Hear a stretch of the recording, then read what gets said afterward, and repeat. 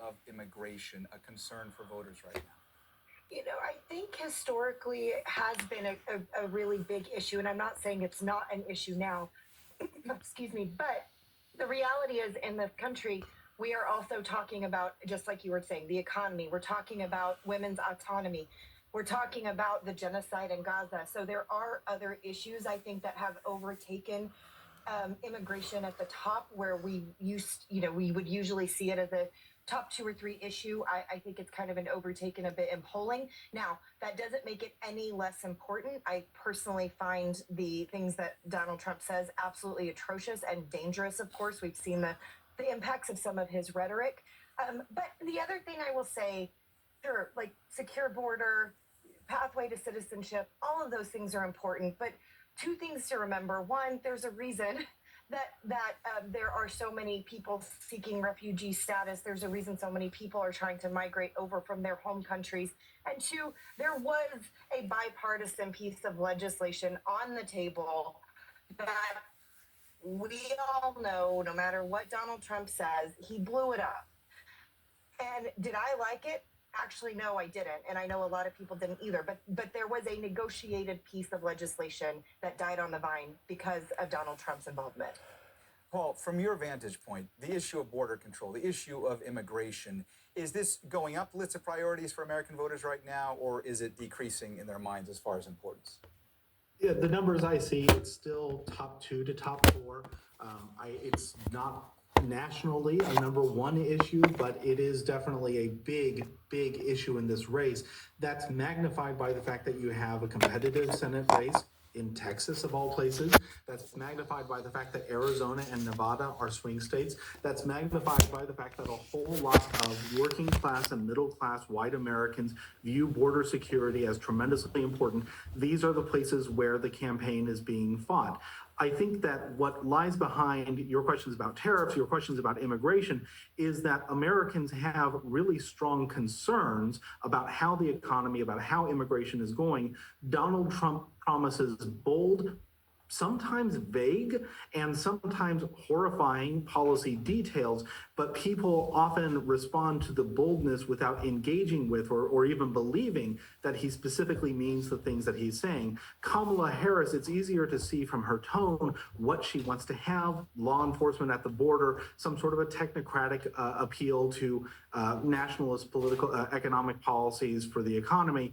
But then people don't really seem to want to hear the details. So this is, I hate to say it, in some ways a vibes election. And what we have going into tomorrow's election is to respond to these big issues, but none of them really sitting down and having a particularly detailed discussion.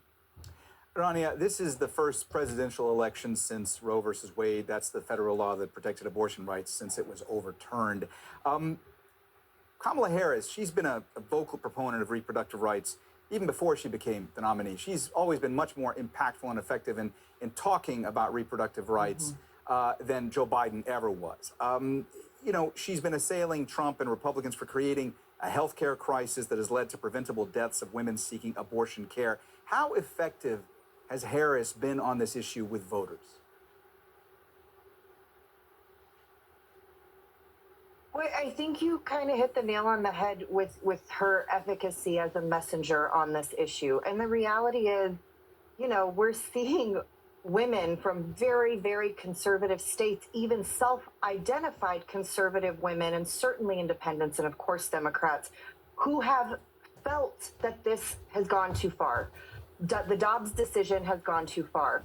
The fact that healthcare workers are afraid of being criminalized for performing actual healthcare has gone too far. And we've seen the effect. We've seen the impact. Women have died, literally died. This is not a scary ghost story we tell anymore that, oh, this is what could happen. It's happening. And I'm in Texas, one of the most restrictive states in the country, and we're seeing the impacts. And we're talking about the death of women, and oftentimes women who have other children, oftentimes women who want children, who are being impacted in this way. If they don't die, oftentimes they lose the ability to have children afterward because of the severe impacts of not intervening. in time. So, we saw the poll in Iowa, which I'm not, holding my breath waiting for Kamala Harris to win Iowa, but I do think that this idea of choice, the Dobbs decision, the impact that so many communities have felt directly is having an impact on the race. And obviously, just like you said, Kamala Harris is a much more effective messenger than Joe Biden ever was on this issue. Amy, let me ask you, since Roe versus Wade was overturned, abortion rights supporters have prevailed on all the ballot measures that have gone before voters in several states across the United States, even in Republican states. How much does that worry Republicans in this election cycle? Well, it should worry them a great deal. And so I think it's the $1 million question in this. In 2022, we saw women go to the polls very quietly. It wasn't really reflected in the polls. It should have been a good year for Republicans. And while it wasn't a devastating year for Republicans, it was because we so underperformed where we should have been, given where the economy was, given public safety issues. And so that is the question. Are women still are they kind of just quietly gathering themselves and going to polls? You've even seen commercials reflecting sort of a woman going to the polls with her husband, and he's clearly vocally voting Trump, and she's just quietly voting for Harris. I'm not sure that is at the top of the list, but I think it could be. And we see this Iowa poll, which does seem to be a bit of an outlier. And listen, if Iowa goes for Kamala Harris, then everyone's bracket is busted on the electoral map, and it's going to reset the table. But if that is still something that could be reflected in the outcome of this election, it will be a problem for President Trump and former President Trump. And that is also why you've seen him soften his tone, change his tone. He talks about, well, it wasn't about abortion. This was about giving the rights back to the states to decide individually. You saw Melania's book that came out and said, well, I'm pro-choice and I hate what I've been seeing happening. And so, it's interesting whether the campaign has done enough to sort of allay some of those fears. It also is interesting to see if women are going to still go to the polls on that kind of number one issue in the way they did in 2022. And Paul, I saw you reacting. Looks like you want to jump in, but also let me ask you to follow up on something that Amy was saying there, because she mentioned the fact that Donald Trump has been touting this line on the campaign trail that essentially he's going to leave this to the states going forward, because there were concerns that perhaps if he's voted back into office that maybe he would sign into law a national abortion ban. I want to ask you if voters believe this messaging from the Trump campaign as to him potentially leaving this kind of a decision with reproductive rights up to the states going forward. Yeah, I think that this is something where people will have very different evaluations based on how much they trust Donald Trump, based on how much they trust the Supreme Court to stay out of this issue going forward and not to go further on abortion, restricting abortion than they have. If you look at the polls, Donald Trump and the Supreme Court, not really trusted entities in American politics anymore. So I think that what you have is a situation in which women are mobilized to vote. They are clearly extending the gender gap even further than it had been. Some of the crosstabs in polls suggest that this could be a very big winning issue. And the number one thing is, when I poll somebody, I'm going out and asking their opinion. When you have an election, people have to get up and go to the polling place or find a ballot and turn it in. And any little difference in marginal enthusiasm to vote matters.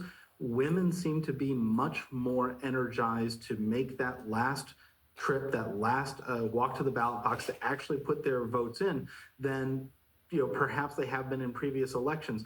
And I think, as Amy points out, that could make the difference. I should also point out that when we talk about polls, we're talking about polls that have a lot of assumptions about who the electorate is going to be. And if Rania is right and women outperform where pollsters have guessed that they will be, this could be a very short election night. I don't think that's likely, but it is possible that the polls we're seeing reflect more of the guesses about where pollsters believe the election will be than any certainty about where it actually will be.